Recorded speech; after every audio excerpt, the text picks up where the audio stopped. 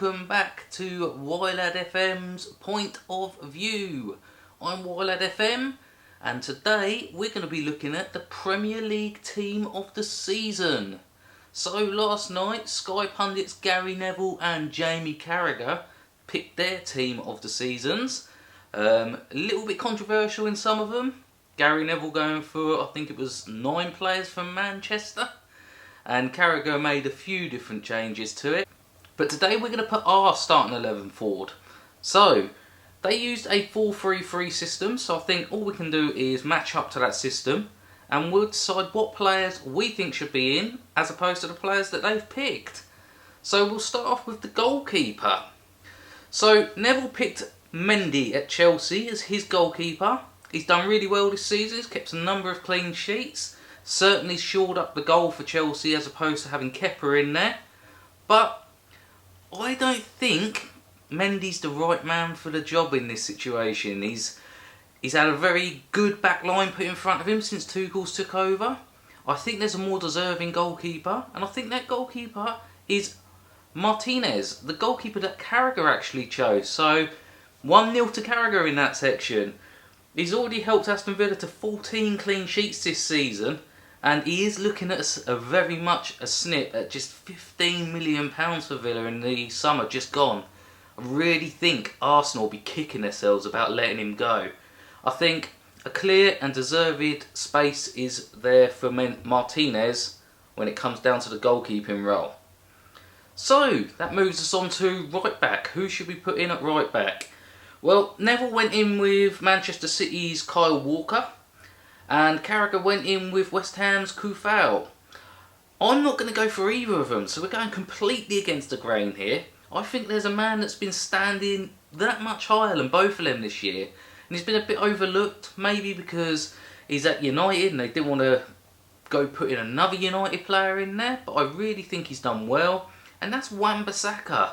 I think he's really made a play for himself this year that he should be included in the England Euro squad. I mean, he's got Trent Alexander there, he's got Reece James who's really put in performances this year, and Wan-Bissaka's really showing that he should be in the mix for that, maybe not the starting position for England, but certainly to be going on the plane to the Euros. He's been a mainstay in the United side this year. 94% of games he's played from the start in, and he's helped United pick up 2.16 points per game.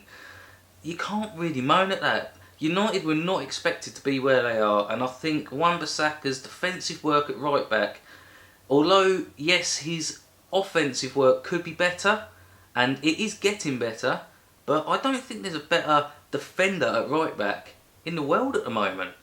Up next we look at centre-backs. So there's a centre-back pairing. We'll start with one and then we'll move on to the other.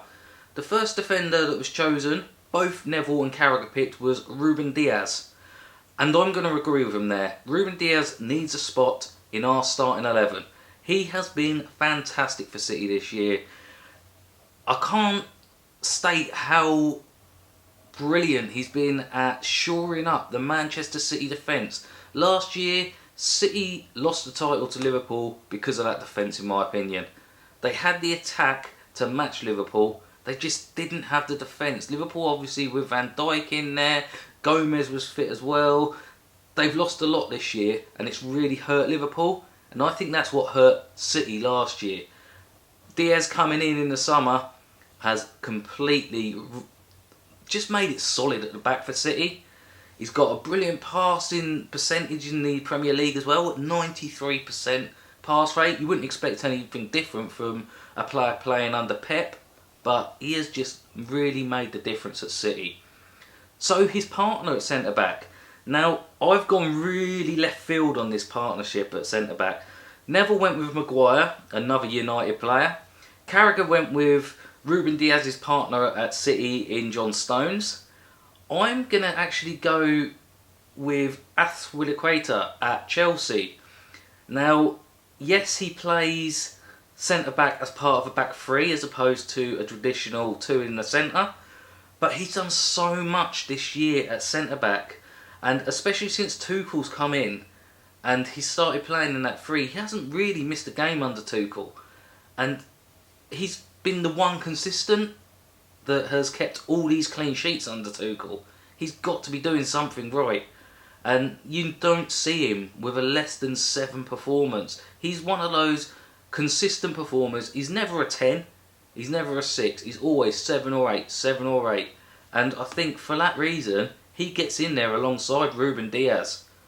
So the last position in defence we need to look at would be the left back position.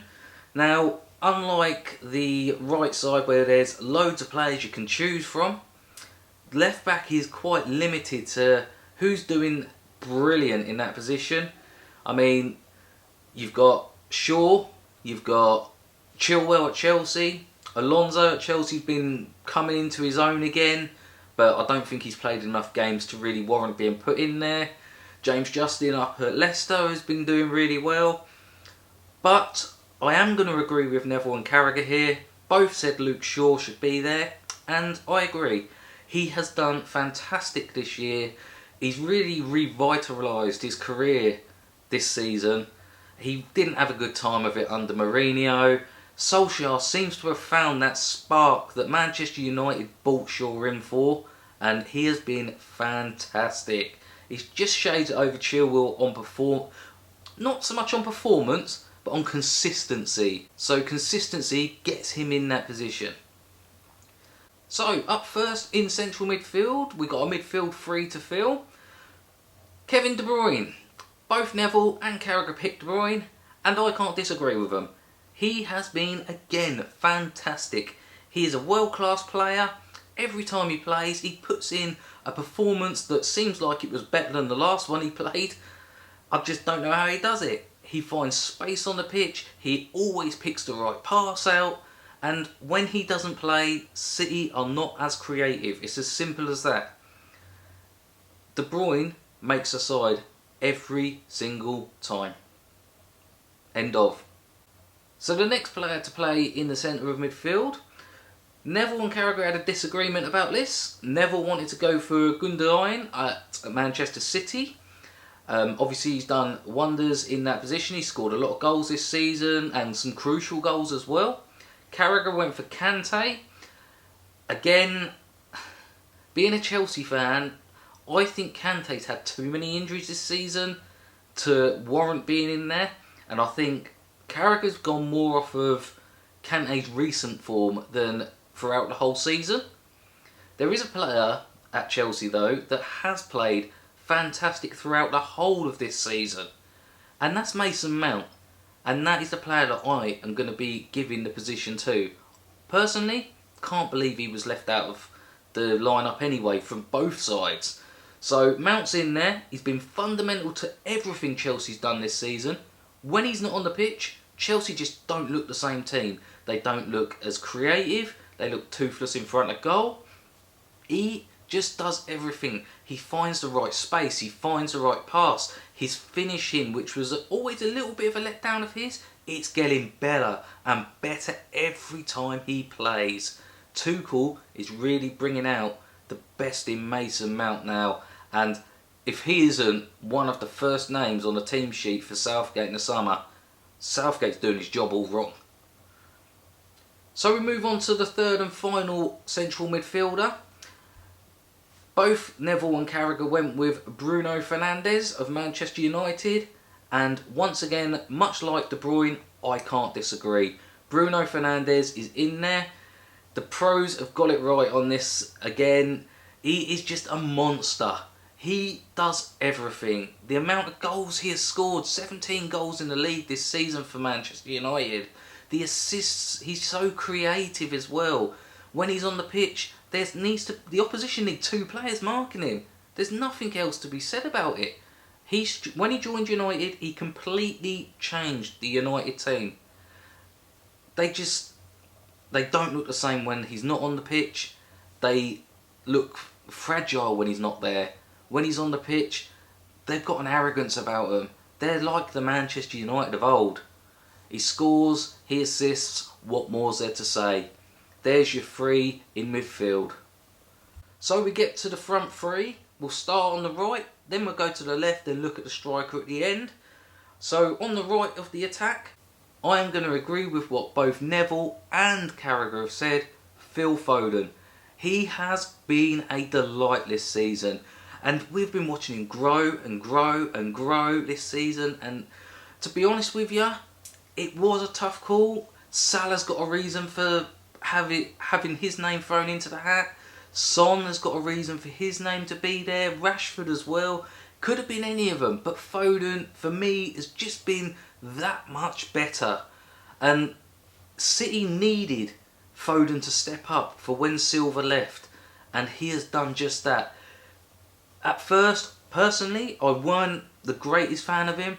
But every game I watch him, much like I said about De Bruyne, he seems to play better and better every game he plays. And like Mason Mount in the summer, if he isn't on the team sheet for Southgate on that first game when we start off the Euros, I don't know where Southgate's going wrong. He's got an abundance of talent, yes I know. But Foden, he's just world class already. On the left side of the attack, I've gone for another Englishman. Neville went for an Englishman in Rashford, but that's not the guy I'm going for. Carragher went for Son, and I can see why. I'd mentioned both players when talking about Foden just then. But I'm going for Jack Grealish. And I think the only reason he weren't in the mix when these two were giving their teams out is because of the recent injury that's kept him out. But Jack Grealish has been something special. And he has done wonders for Villa at the start of the season all the way through up till he picked up that injury. And again, if he's fit to take to the Euros, that's a formidable three that we've got just in the players that I've spoken about. Mount, Foden and Grealish. He's just another guy I can't believe he wasn't included into either of them lineups. And yes, again, he's getting in ahead of Salah, who maybe people won't like because of how many goals Salah scored yet again this season.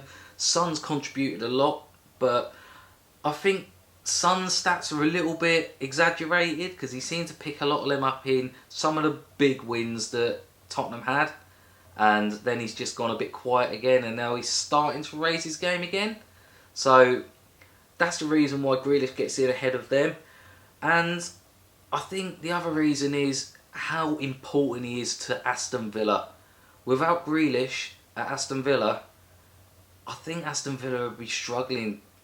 Mate, I don't think they'd be getting relegated, but I think they would be in that dog fight as opposed to being, I think it's 11th as we record this in the league.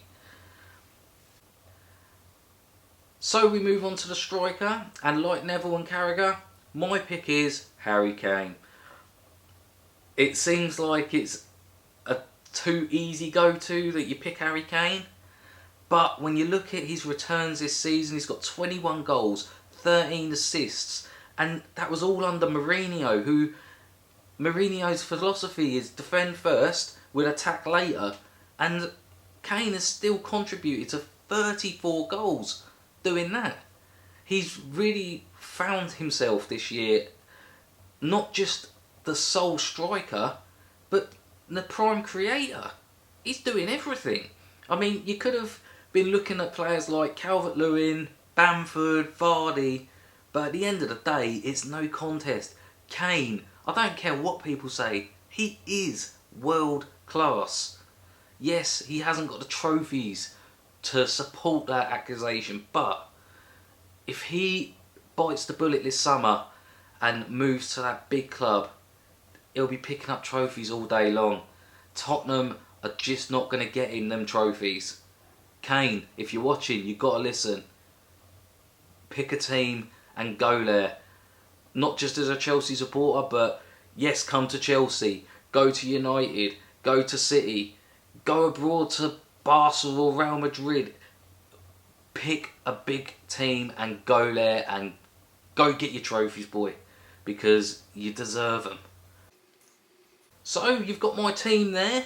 Hopefully you agree with most of it. You probably won't, but that's what this conversation's all about. I'd like to see your comments in the section, who I've missed out, who you think should have got into the team above who I've actually put into the team. Whether you agree with some of the players I've kicked out of Carragher's or Neville's teams, it will all be good to see. Don't forget, if you've enjoyed this, please leave us a great big thumbs up. Let everyone see the video. It gets this promoted. If you haven't already, bash that subscribe button and hit the notification bell to keep seeing these videos come through. And remember, hashtag YLadsPOV. Thank you very much. I'm gone.